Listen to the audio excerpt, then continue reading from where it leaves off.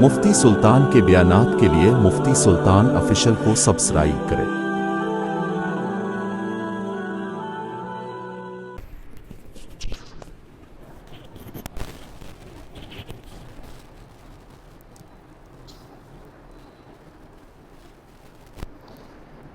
السلام علیکم ورحمۃ اللہ وبرکاتہ۔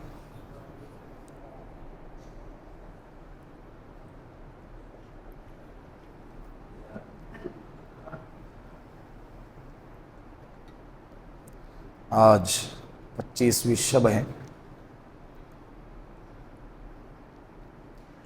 اور 24 روزے مکمل ہو گئے، 29واں پارہ ادا ہو گیا۔ قرآن کے تکمیل کے لیے صرف 2 راتیں باقی ہیں، اور جیسے کہ احادیث میں آپ صلی اللہ علیہ وسلم نے ارشاد فرمایا ہے کہ شب قدر کو رمضان المبارک کی آخری عشرے کے طاق راتوں میں تلاش کرو۔ اللہ کی اس میں کئی حکمتیں ہیں، انشاءاللہ پرسوں اس پر گفتگو ہوں گی، لیکن مختصر یہ کہ آج بھی شب قدر ہو سکتی ہے، ہمیں اس کی تلاش میں لگے رہنا چاہیے، اور اگر عبادتیں نہیں ہوتی خدا را گناہ بھی نہ کرے، اس لیے کہ جس گھڑی جس مقام کی عبادت کا درجہ بڑھتا ہے اس گھڑی اور اس مقام پہ گناہ کا درجہ بھی بڑھ جاتا ہے۔ اللہ رب العزت نے شب قدر کو جو چھپایا ہے، اس کی ایک حکمت یہ بھی ہے کہ اگر فکس ہوتی اور بتا دیتے کہ یہی رات شب قدر کی ہے، اور لوگ پھر جاننے کے باوجود اگر گناہ کرتے ہیں تو اللہ کے عذاب کو دعوت دینا ہوتا۔ یہ اللہ کی حکمت ہے، اللہ نے ہم پر کرم کیا ہے۔ اسی لیے آج کے رات اور اس کے بعد اور 2 راتیں ہیں، 27 اور 29، اس کی قدر کرے، اس کا نام ہی شب قدر ہے۔ اللہ رب العزت نے سورۃ الزاریات میں ایک آیت کریمہ نازل فرمائی جو انسانوں کے اور جناتوں کے پیدائش کا مقصد ہے۔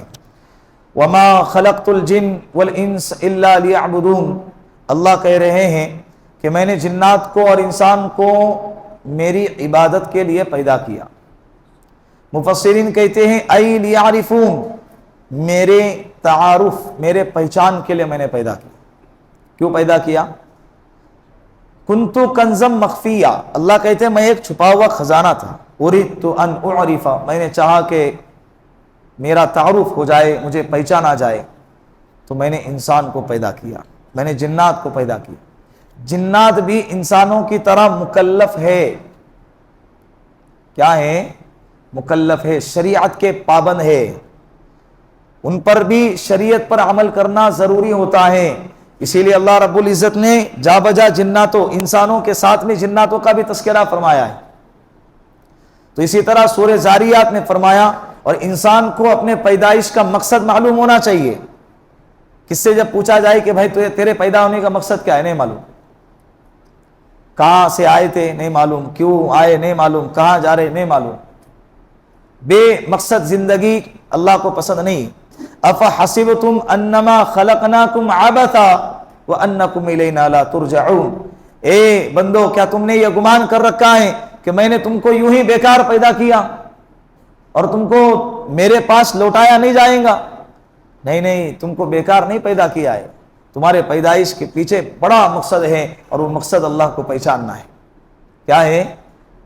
اور اسی کے ارد گرد ساری دنیا گھومتی ہے۔ روایتیں کھنگال لو آپ، اللہ نے کہا الا بذکر اللہ کی تطمئن القلوب، دلوں کا اطمینان تو میرے ہی یاد میں ہے، اس کے علاوہ کوئی علاج نہیں۔ پھر اللہ کے رسول صلی اللہ علیہ وسلم نے فرمایا لا تقوم الساعة حتى يقال في الارض اللہ اللہ، قیامت اس وقت تک قائم نہیں ہو سکتی جب تک کہ اس روئے زمین پر اللہ اللہ کہنے والا باقی ہے۔ اسی کے ارد گرد دنیا کیا ہو رہی ہے؟ گھوم رہی ہے۔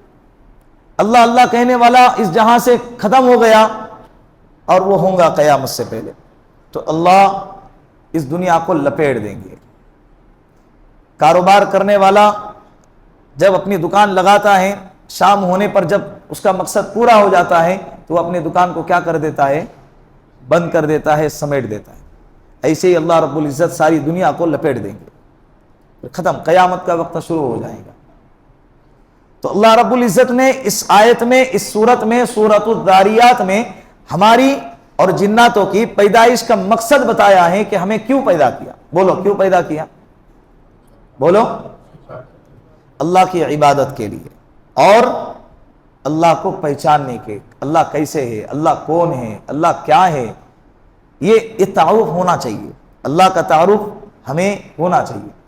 آگے اللہ رب العزت نے سورہ طور نازل فرمائی، یہاں سے لے کر 30ویں پارے تک اکثر و بیشتر، بلکہ سبھی صورتوں کے اندر زیادہ تر قیامت کی علامتیں، قیامت کا تذکرہ، ایمان والوں کو جنت ملیں گی، جو ایمان نہ لائے اسے جہنم ملے گی، اور جہنم کے عذابات کیسے ہیں، جنت کی نعمتیں کیسی ہیں، اسی کا تذکرہ اللہ رب العزت نے فرمایا۔ اور یہاں سے اکثر و بیشتر صورتیں یہ مکی ہے۔ کون سی ہے؟ مکی ہے، ہجرت سے پہلے نازل ہوئی، اکثر و بیشتر، ساری نہیں بتا رہا۔ تو یہ سورہ طور میں بھی اللہ رب العزت قسم کھا رہے، وَالطُّورُ وَكِتَابٍ مَّسْطُورٍ فِي رَقٍّ مَّنشُورٍ وَالْبَيْتِ الْمَعْمُورِ، قسم ہے طور پہاڑ کی اور اس کتاب کی جو لکھی گئی اور پھیلے ہوئے ورق کی اور بیت معمور کی، قسم ہے مجھے بیت معمور کی۔ بیت معمور یہ جس طرح سے بیت اللہ ہے روئے زمین پر اللہ کا گھر، اسی طرح آسمان پر بھی اللہ کا ایک گھر ہے جس کو بیت المعمور کہتے ہیں۔ کیا کہتے ہیں؟ بالکل اسی کے سیدھ میں ہے، اور 70,000 فرشتے اس کا ایک وقت میں طواف کرتے ہیں، اور جو فرشتہ ایک مرتبہ طواف کریں اس کا نمبر دوبارہ کبھی نہیں آتا۔ اسی لیے مکتب میں، تعلیم الاسلام میں، دینیات میں بچوں کو پڑھاتے نا فرشتے کتنے ہیں، تو اس کے جواب میں کیا بتایا جاتا؟ فرشتے بے شمار ہیں، فرشتے ان گنت ہیں، اس لیے کہ اللہ کے علاوہ فرشتوں کی تعداد کسی کو نہیں معلوم، کوئی نہیں جانتا کتنے ہیں۔ یہ اللہ کی مخلوق، انہیں بھوک نہیں لگتی، انہیں پیاس نہیں لگتی، ان کے سینے میں خواہشات نہیں ہے، اسی لیے لا یعصون اللہ ما امرہم ویفعلون ما یؤمرون، یہ اللہ نے جو حکم دیا اس حکم پر معمور ہیں، گناہ کا تصور بھی نہیں ان کے اندر۔ کچھ فرشتے اللہ کے حمد و ثنا میں ہیں تو قیامت تک اللہ ہی کے حمد و ثنا میں لگے رہیں گے، کچھ فرشتے قیام میں ہیں تو قیامت تک وہ قیام میں رہیں گے، کچھ فرشتے رکوع میں ہیں، کچھ فرشتے سجدے میں ہیں تو وہ قیامت تک اسی حالت میں رہیں۔ اللہ رب العزت نے ان کے سینے میں خواہشات کا مادہ نہیں رکھا ہے اور بھوک اور پیاس کا مادہ نہیں رکھا ہے۔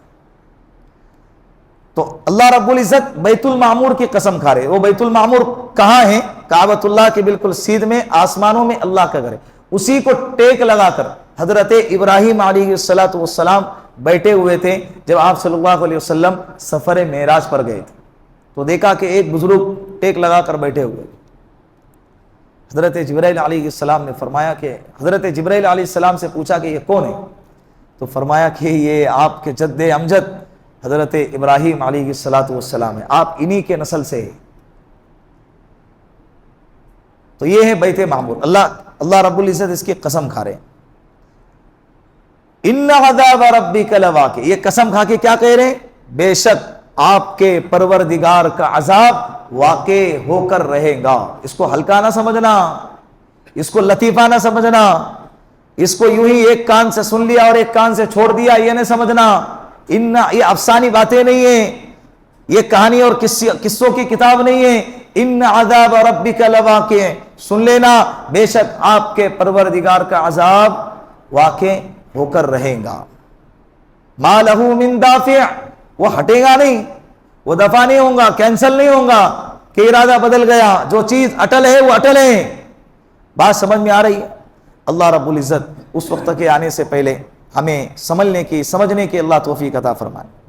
آگے اللہ نے سورہ نجم نازل فرمائی۔ سورہ نجم کے معنی آتے ستارے کے، بعد مفسرین نے ستارے سے قرآن کریم بھی مراد لیا ہے کہ جس طرح سے پہلے زمانے میں لوگ ستاروں کی چمک اور اس کے روشنی سے راستہ پاتے تھے اور منزل کو طے کرتے تھے، اسی طرح اللہ رب العزت نے قرآن کریم ہمارے لیے نازل فرمایا کہ اس سے ہم گمراہی سے ہٹ کے، گمراہی سے نکل کر ہدایت والے راستے پر ہم چلتے۔ والنجم اذا ہوا، قسم ہے ستارے کی جب وہ چھپ جائے، ما ضل صاحبکم وما غوا، تمہارا ساتھی محمد صلی اللہ علیہ وسلم نہ گمراہ ہے اور نہ بھٹکا ہوا ہے۔ وما ينطق عن الهوى، وہ خواہشات کے مطابق نہیں بولتا، ان هو الا وحی یوحى، مگر وہ جو بھی بولتا ہے وہ وحی کے ذریعے بولتا ہے، جو بھی بولتا ہے۔ امام راضی رحمۃ اللہ علیہ نے اس کا ترجمہ یہ کیا ہے کہ اللہ کہہ رہے کہ نبی کے زبان پہ میں خود بولتا ہوں، نبی کے زبان پہ میں خود بولتا ہوں۔ حضرت عبداللہ ابن عمرو رضی اللہ عنہ ایک صحابی ہیں، وہ فرماتے ہیں کہ میں آپ صلی اللہ علیہ وسلم کی ہر باتوں کو لکھا کرتا تھا، یاد کروں اور عمل کروں اور دوسروں تک پہنچاؤ، لیکن کچھ قریشی لوگوں نے، قریش مکہ نے مجھ سے کہا کہ آپ صلی اللہ علیہ وسلم بھی ایک بشر ہیں اور بعض دفعہ غصے کی حالت میں کچھ بات کہہ دیتے ہیں اور آپ اس کو لکھ لیتے ہیں۔ تو ان کو خیال ہوا کہ ہاں یہ بات بھی صحیح ہے، تو انہوں نے لکھنا چھوڑ دیا۔ یہ بات آپ صلی اللہ علیہ وسلم تک پہنچی تو آپ نے فرمایا کہ میں کسی بھی حالت میں ہوں، میرے زبان سے حق کے علاوہ کوئی بات نہیں نکلتی، میرے زبان سے حق کے علاوہ کوئی بات نہیں نکلتی، لکھا کرو۔ تو پھر یہ آیت کریمہ نازل ہو گئی کہ وما ينطق عن الهوى ان هو الا وحی یوحى، اور حضرت جبرائیل علیہ السلام کے ذریعے سے اللہ آپ صلی اللہ علیہ وسلم تک قرآن کریم کو بھیجا کرتے تھے۔ تو جو جبرائیل لے کر آ رہے ہیں نا، یہ تمہارے میری طرح کمزور نہیں ہے، علمہ شدید القوی اور ذو مرۃ فاستوى وهو بالافق الاعلی، اتنے طاقتور اور پاورفل ہیں، شدید القوی طاقت کے اعتبار سے بہت زیادہ خطرناک، ذو مرۃ فاستوى، اور ساری چیزوں کو حضرت جبرائیل علیہ السلام نے اپنے دونوں پروں کو کھولا آپ صلی اللہ علیہ وسلم کے سامنے، تو آپ فرماتے ہیں کہ مشرق اور مغرب دونوں کو ڈھانک لیا، مشرق اور مغرب دونوں کو ڈھانک لیا۔ تو جو فرشتہ لے کے آ رہا ہے، کفار مکہ کا اعتراض تھا نا کہ یہ کسی انسان سے سیکھتے ہوں گے، کوئی انسان ان کو سکھاتا ہوں گا، یا یہ اعتراض کرتے تھے کہ راستے میں شیاطین کیا کرتے ہیں، حضرت جبرائیل علیہ السلام کو پکڑ لے اور ان کے پاس سے قرآن کی آیتیں چرا لے یا اپنی باتیں ان تک پہنچا دے۔ قرآن کہتا ہے کہ جو لے کے آ رہا ہے کوئی معمولی انسان نہیں ہے، بلکہ انسانی نہیں، وہ فرشتہ ہے، اور فرشتوں کا سردار اور فرشتوں میں سب سے زیادہ پاورفل ہے، اور وہ فرشتہ ہے کہ جس کی باتیں آسمانوں میں سنی جاتی ہے، جس کی باتیں آسمانوں میں سنی جاتی ہے، مانی جاتی ہے، اور اتنا پاورفل طاقتور انسان کہ جس کے سامنے ساری دنیا ایک چنے کے دانے کے برابر ہے، اس فرشتے کو میں کیا کر رہا ہوں، قرآن کے پہنچانے کی ذمہ داری دے رہا ہوں۔ کیا ممکن ہے کہ شیطان بیچ میں آ جائے اور کیا کر لے، اٹھا لے؟ شیطان تو آگ سے بنے ہوئے ہیں اور فرشتے نور سے بنے ہوئے ہیں۔ کس سے بنے ہوئے؟ نور سے بنے۔ اللہ نے قرآن کے حفاظت کا اتنا زبردست انتظام فرمایا ہے۔ اسی صورت میں اللہ رب العزت نے فرمایا کہ الذین یجتنبون کبائر الاثم والفواحش الا اللمم، وہ لوگ جو کبیرہ گناہوں سے اپنے آپ کو بچاتے ہیں، والفواحش اور بے حیائی کے چیزوں سے اپنے آپ کو بچاتے ہیں، الا اللمم، مگر کبھی کبھار گناہ صغیرہ ان سے ہو جاتے ہیں۔ لمم کا ترجمہ بعض مفسرین نے صغیرہ گناہ سے کیا ہے، اور بعض مفسرین نے کیا ہے کہ کبھی کبھار گناہ ہو جاتے ہیں تو وہ اس پر بھی نادم ہوتے، شرمندہ ہوتے، توبہ کرتے، اللہ کے سامنے گڑ گڑاتے اور اللہ سے اپنی معافی کروا لیتے۔ الا اللمم ان ربک واسع المغفرہ، اللہ کی مغفرت تو بہت وسیع ہے۔ هو اعلم بکم اذ انشأکم من الارض واذ انتم اجنۃ فی بطونکم امہاتکم، وہ تمہیں سب سے زیادہ جانتا ہے، اس لیے کہ اس نے تم کو، یاد کرو اس وقت کو جب اس نے تم کو زمین سے پیدا کیا، وَإِذْ آتُمْ أَجِنَّةٌ فِي بُطُونِ أُمَّهَاتِكُمْ، اور تمہیں माओ के पेटों में जब जिस वक्त तुम बच्चे थे, अजिन्ना कहते जनीन, जनीन मां के पेट में जो बच्चा होता है उसे कहते हैं जनीन, पैदा हुआ बच्चा उसे कहते हैं तिफल, जो मां के पेट में है उसे क्या कहते हैं जनीन। कुरान कहता है जब तुम माओ के पेटों में बच्चे थे, फला तुज़क्कू अनफुसकुम, अपने आप को कभी पारसा ना समझना, अपने आप को कभी पाकीज़ा ना समझना, हुवा अअलमु बिमन इत्तका, अल्लाह जानता है कि कौन तकवे वाला है और कौन पाकबाज है और कौन गुनहगार है।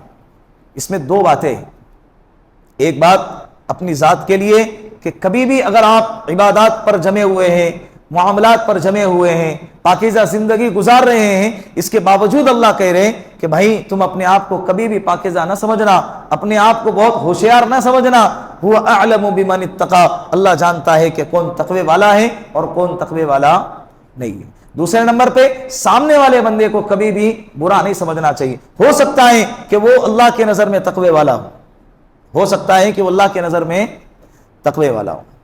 अल्लाह रब्बुल इज्जत ने आगे सूरतुल कमर नाजिल फरमाई। सूरतुल कमर, कमर के माना थे चांद के, और आयत की इब्तिदा, सूरत की इब्तिदा अल्लाह ने कैसी जबरदस्त तरीके से फरमाई।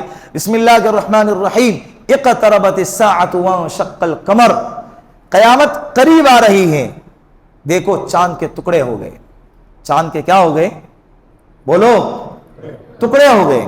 ये चांद अलामत कयामत की अलामतों में से, अलामत कयामत में से बहुत सारी जो अलामतें हैं उसमें से एक अलामत ये भी है कि चांद के टुकड़े होंगे, और वो अलामत आप सल्लल्लाहु अलैहि वसल्लम के जमाने में मक्कतुल मुकर्रमा में पाई गई। कुफार मक्का आप सल्लल्लाहु अलैहि वसल्लम की खिदमत में आए, ये मशवरा करके कि ये जो नबी है इसका जादू सिर्फ जमीनों पे चलता है, ये जादूगर है, इसका जादू कहां चलता है? जमीनों पे चलता है। अगर ये वाकईअतन सच्चा नबी है तो उसे बताए कि इसका जादू कहां चला के बताए? आसमानों पे चला के बताए। इसलिए कि जादूगर जादू का अपना असर जो दिखाते हैं ये जमीन के एतबार से, आसमानों पे किसी जादूगर का जादू नहीं चलता। सब मिलकर आए, आप सल्लल्लाहु अलैहि वसल्लम से मुतालबा किया, अगर आप सच्चे नबी हैं तो चांद के टुकड़े करके बताओ, हम मानेंगे। आपने फरमाया मानोगे? कहा कि बिल्कुल मानेंगे। जबले अबी कुबैस, आप सल्लल्लाहु अलैहि वसल्लम, आप लोगों ने, अल्लाह आपको बार बार हज उम्रा के लिए लेकर जाए। इस मजमे में बहुत सारे लोग होंगे जो जाकर आ चुके होंगे। एक लाइब्रेरी बनी हुई है जिसके बारे में कहा जाता है कि आप सल्लल्लाहु अलैहि वसल्लम के पैदाइश की जगह है लाइब्रेरी। ठीक उसी के पीछे एक पहाड़ है बहुत बड़ा, उस पहाड़ का नाम है जबले अबी कुबैस। उसकी तारीख ये है कि दुनिया के अंदर अल्लाह रब्बुल इज्जत ने सबसे पहले जिस पहाड़ को गाड़ा है, रखा है, वो पहाड़ कौन सा है? जबले अबी कुबैस। और दूसरी तारीख ये है कि इसी पहाड़ी के ऊपर खड़े रहकर आप सल्लल्लाहु अलैहि वसल्लम ने चांद के तरफ उंगली से इशारा फरमाया, अल्लाह रब्बुल इज्जत ने चांद के दो टुकड़े कर दिए। एक हिरा पहाड़ी के तरफ एक तरफ हो गया और दूसरा हिरा पहाड़ी के दूसरी तरफ हो गया। सामने दूसरी हिरा पहाड़ी थी। सब लोगों ने देखा। अभी आंखों से देखने के बाद भी मानना चाहिए कि नहीं मानना चाहिए? फिर क्या कहने लगे मालूम? ये तो नजर का धोखा है। इसने क्या किया? हो सकता है कि हम इनके आसपास मौजूद हैं तो हमको ये नजर आ रहा है कि ये चांद के टुकड़े हो गए, लेकिन जो लोग मक्का से बाहर सफर में गए हैं, तिजारत के गरज से काफिला बाहर जा चुका है, वो जब आएंगे तो हम उनसे पूछते हैं कि उन्होंने भी ये चांद के टुकड़े देखे या नहीं देखे। जैसे नहीं कि पुणे में जलजला आया, ये पुणे में एक हादसा हो गया, या पुणे के अंदर लोगों ने देखा कि चांद मान पड़ गया या सूरज की रोशनी कम पड़ गई, तो ये लोग आपस में चर्चा करने लगे कि सिर्फ पुणे वालों को नजर आया है, बंबई वालों को नजर आया। अगर वाकयातन बंबई वालों को नजर आया है तो समझ जाओ कि क्या है, सचमुच का सूरज मान पड़ गया है। तो ऐसे ही उन लोगों ने ये बातें बनाई कि जब वो सफर से आएंगे, मुसाफिर काफिला जब आएगा तो उनसे पूछेंगे हम।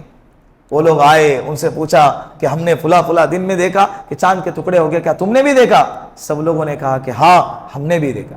बल्कि उन लोग क्या देखते, इंडिया के अंदर केरला में एक राजा था, उसने भी देखा कि चांद के क्या हो गए? दो टुकड़े हो गए। उसने इस वाकये की तहकीक करने के लिए लोगों को दौड़ाया। तो जब वो दौड़े, بات یہاں تک پہنچی، وہ لوگ واقعے کے تہ تک جب پہنچے تو پتا چلا کہ ایک نبی ہے جس نے مکہ المکرمہ کے اندر نبوت کا اعلان کیا ہے، اور اس کے ہاتھ پر یہ معجزہ ظاہر ہوا کہ چاند کے کیا ہو گئے؟ ٹکڑے ہو گئے. تو وہ راجہ مسلمان ہو گیا.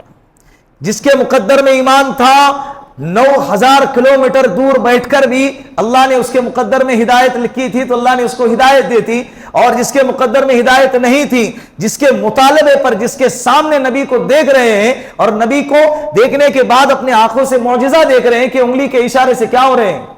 چاند کے 2 ٹکڑے ہو رہے ہیں، اس کے باوجود ان کے مقدر میں ہدایت نہیں ماننا تھا. تو ماننے والے ایک دلیل سے مان جاتے ہیں، نہ ماننے والوں کے لیے 1000 دلیل بھی ناکافی ہے. بات سمجھ میں آ رہی ہے؟ یہ ہے سورۃ القمر. سورۃ القمر سے پہلے میں نے کہا سورہ نجم ہے. سورہ نجم کے اندر ایک آیت سجدہ. یہ آیت سجدہ حضرت عبداللہ ابن مسعود فرماتے ہیں کہ پورے قرآن میں 14 آیتیں ہیں، 14 آیتیں سجدہ ہیں. کتنے سجدے ہیں قرآن میں؟ 14 ہیں. سب سے پہلی سورت میں جو آیت سجدہ نازل ہوئی ہے سجدے کی، وہ ہے سورۃ النجم. کون سی سورت ہے؟ سورۃ النجم، یہ والی سورت. اس کے بعد سورہ قمر. سورہ قمر چاند ستارے کے بعد کس کا تذکرہ کیا؟ چاند کا تذکرہ. اقتربت الساعۃ وانشق القمر، قیامت قریب آ رہی ہے اور چاند کے ٹکڑے ہو گئے. وَإِن يَرَوْا آیَةً يُعْرِضُوا، لیکن آپ دیکھیں گے ان لوگوں نے علامات کو دیکھا، نشانی کو دیکھا، یعرضوا، اپنے منہ کو پھیر دیا، نشانی دیکھنے کے بعد بھی نہیں مانے. وَيَقُولُ سِحْرٌ مُسْتَمِرٌ، کہنے لگے کہ یہ تو چلتا پھرتا جادو ہے. یہ تو کیا ہے؟ مستمر، چلتا پھرتا جادو ہے. وَكَذَّبُوا، حقیقت کو دیکھنے کے بعد بھی حقیقت کو جھٹلایا. وَاتَّبَعُوا أَهْوَاءَهُمْ، اپنے خواہشات کے پیچھے چلنے لگے. وَكُلُّ أَمْرٍ مُسْتَقِرٌ، ہر ایک چیز کی ایک انتہا ہوتی ہے. وَكُلُّ أَمْرٍ مُسْتَقِرٌ، ہر چیز کی کیا ہوتی ہے؟ انتہا. کبھی نہ کبھی تو ختم ہوں گے نا، کبھی نہ کبھی تو اچائی بھی برائی بھی ختم ہوں گی. بعد میں آنا کدھر ہے؟ آنا بولو ادھر ہی آنا ہے نا. کب تک چھپوں گے پیڑوں کے آڑ میں، کبھی تو ملوں گے لنڈا بازار میں، کہتا ہے نا شاعر. تو اسی سورہ قمر کے اندر اللہ رب العزت نے کہا وَلَقَدْ يَسَّرْنَا الْقُرْآنَ لِلذِّكْرِ فَهَلْ مِن مُدَّكِرٍ، ہم نے قرآن کریم کو نازل فرمایا پڑھنے والوں کے لیے آسان، سمجھنے والوں کے لیے آسان، عمل کرنے والوں کے لیے آسان. کون ہے جو سمجھے، کون ہے جو پڑھے، کون ہے جو اس کو یاد کرے؟ اس کی جیتی جاگتی مثال آج کے زمانے میں لاکھوں کروڑوں لوگوں کے سینوں میں قرآن کریم کا محفوظ ہونا ہے. اس کے علاوہ کوئی کتاب نہیں ہے کہ جس کا حرف بحرف، ایک نقطہ بھی ادھر ادھر نہیں، ایک حرف بھی ادھر ادھر نہیں، سینے میں محفوظ ہو. اس کے علاوہ کوئی اور کتاب نہیں، اور اس کی تعداد کروڑوں اربوں کی تعداد میں ہو. بچہ بھی حافظ قرآن ہے، 90 سال کا بوڑھا ہے، بچے کا نام اس کو یاد نہیں ہے. ایسے بھی ہم نے دیکھے ہیں 90 سال 92 سال کی عمر ہے، اپنی اولادوں کے نام اسے معلوم نہیں ہے، لیکن نمازوں کے اندر 10 پارے قرآن کریم کی تلاوت کر رہے تہجد کے وقت میں. شیخ حافظ احمد پٹیل صاحب رحمۃ اللہ علیہ پاناما کے رہنے والے تھے. حال تقریباً 3-4 سال پہلے ان کا انتقال ہو گیا. بڑے اللہ والے تھے، 94 یا 96 سال کی عمر تھی ان کی، لیکن آخری عمر میں بھی ان کا معمول تھا کہ تہجد میں 10 رکعت کے اندر 5 پارے 6 پارے 7 پارے 10 پارے 12 پارے کی تلاوت کرتے تھے. آخری عمر قرآن کریم یاد، ایسا زبردست یاد تھا. بیان کرنے کے لیے بیٹھتے تھے، الفاظ سمجھ میں نہیں آتے تھے بڑھاپے کی وجہ سے، لیکن لوگ برکت حاصل کرنے کے لیے ان کی زیارت کے لیے مجمع میں آتے تھے. ہزاروں کا مجمع ہوتا تھا اور بات کرتے تھے قرآن کی آیتیں. زبردست زبان سے، برجستہ ان کی زبان سے قرآن کی آیتیں آ رہی. یہ قرآن کا معجزہ نہیں تو اور کیا ہے؟ 7 سال کا بچہ ہے اس کو کچھ یاد نہیں رہتا، قرآن یاد ہے. 90 سال کا بوڑھا ہے اس کو کچھ یاد نہیں ہے، کیا یاد ہے؟ قرآن یاد ہے. ایک آپ نے ویڈیو کلپ میں دیکھا ہوگا، باقاعدہ ابھی تو سوشل میڈیا کا زمانہ ہے، کوئی چیز چھپتی نہیں ہے. تو ایک بچہ ہے گونگا اور بہرا ہے، اس کو بولنے نہیں آتا ہے، کان سے سننے نہیں آتا ہے، صرف قرآن کریم پڑھ سکتا ہے، اس کے علاوہ اس کو ایک لفظ بھی باہر کا بول نہیں سکتا. باقاعدہ اسٹوڈیو میں اس کو لایا گیا، اس کو سوال کیا گیا، وہ سوال کرتا ہے تو اس کے مطابق جواب بھی دیتا ہے، قرآن کی تلاوت کرتا ہے. اس کے علاوہ بعد میں اس کو کچھ پوچھتے ہیں تو کچھ سنائی نہیں دے رہا ہے، قرآن کے علاوہ پوچھتے ہیں تو کچھ سنائی نہیں دے رہا ہے، اور اس کو بات کرنے کے لیے کہتے ہیں تو اس کے زبان سے کوئی لفظ نکلتا بھی نہیں، سوائے قرآن کے اس کے زبان سے کچھ نہیں. اور اندھے لوگ بھی قرآن کریم کی تلاوت کرتے ہیں. دیکھیں نا اس دن آیا تھا ایک نابینا بچہ حافظ قرآن ہے لیکن تلاوت کر رہے ہیں, آنکھوں سے نابینا ہے لیکن کیا کر رہے ہیں؟ تو یہ وَلَقَدْ يَسَّرْنَا الْقُرْآنَ لِلذِّكْرِ فَهَلْ مِن مُدَّكِرٍ, ہم نے قرآن کو نازل کیا ہے پڑھنے والوں کے لیے آسان, سمجھنے والوں کے لیے آسان, عمل کرنے والوں کے لیے آسان. کوئی تو ہو پڑھنے والا, کوئی تو ہو عمل کرنے والا, کوئی تو ہو سمجھنے والا. تو انشاءاللہ آج ارادہ کرتے ہیں کہ ہم پوری زندگی قرآن کو پڑھیں گے, سمجھیں گے اور انشاءاللہ اس پر عمل کریں گے. انشاءاللہ اللہ عمل کی توفیق عطا فرمائے. وآخر دعوانا ان الحمد للہ رب العالمین.